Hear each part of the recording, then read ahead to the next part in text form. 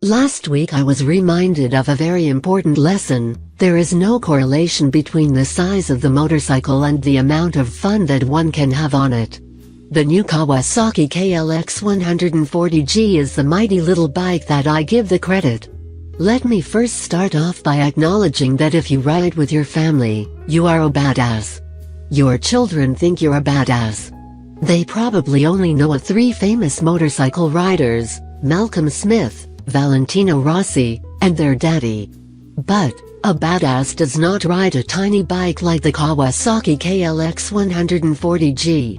If your kids are like mine, they are always itching to ride, too.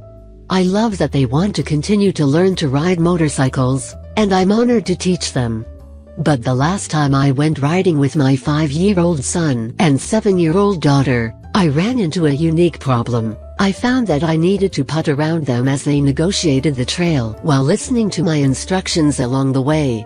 I was sure not to go too fast, and certainly no shenanigans. Well, maybe a few, but my high-strung 450, which is perfect for rips in the desert or trails with my riding buddies, was just too difficult to manage with the pace set by the kids. My bike was coughing and sputtering and stalling, just trying to go slow enough to stay connected with them. My clutch hand was cramping and it wasn't much fun.